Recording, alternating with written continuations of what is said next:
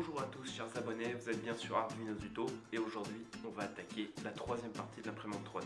Oui je sais ça fait longtemps, mais j'ai eu pas mal de problèmes avec YouTube et mon ordinateur. Alors dans cette troisième partie on va attaquer le firmware. Donc le firmware c'est la partie logicielle qui va se situer dans la carte Arduino et le shell.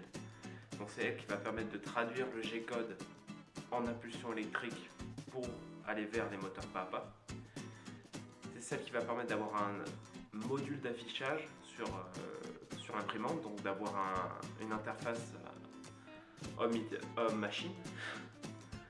Et c'est aussi elle qui va permettre de gérer tout ce qui est température, donc autant celle de l'extrudeur que celle du heatbed. Donc tout de suite on va passer sur l'ordinateur pour aller sur le site de configuration du firmware.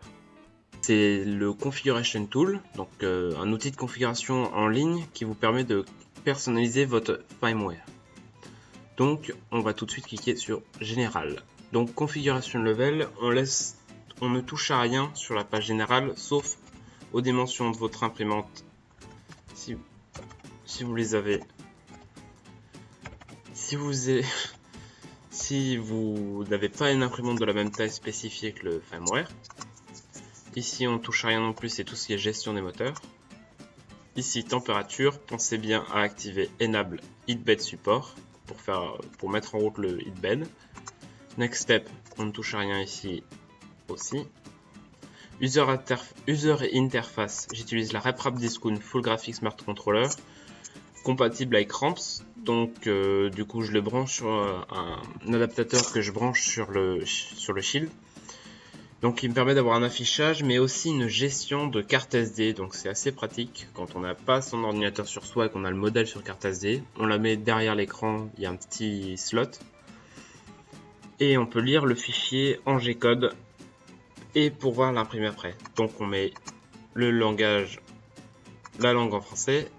Encodeur speed, alors sur la plupart des écrans il y a un petit potentiomètre qui permet de vous guider à l'intérieur des menus de cette interface. Donc si vous le mettez en normal, vous switchez 3 menus à la fois, ce qui n'est pas top.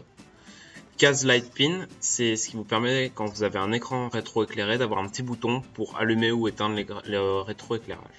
Next Step, Download, vous cliquez sur Download Complete Firmware, incluant les settings, les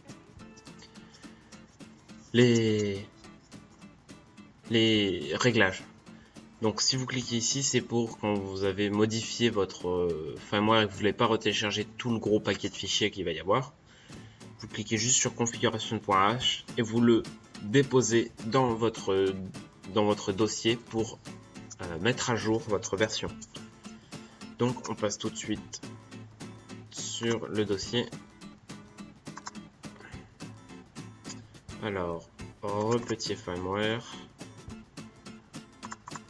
repetier, et là on remarque déjà les fichiers librairies qui permettent d'inclure des librairies qui permettent de gérer les extrudeurs, les moteurs. Donc ici le G-code, traduire le G-code est important parce que ce petit fichier là permet de transformer le G-code en impulsion électrique.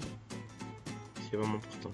Puis dans une troisième étape, vous allez double-cliquer sur repetier le fichier ino, donc Arduino. Vous allez le vérifier dans un premier temps pour voir s'il n'y a pas d'erreur dans le code, c'est déjà arrivé plein de fois. Puis vous allez l'uploader sur votre carte. Faites attention sur quelle carte c'est, il faut bien l'uploader sur la carte Arduino Mega 2560. C'était Arduino Tuto pour le troisième épisode de l'imprimante 3D.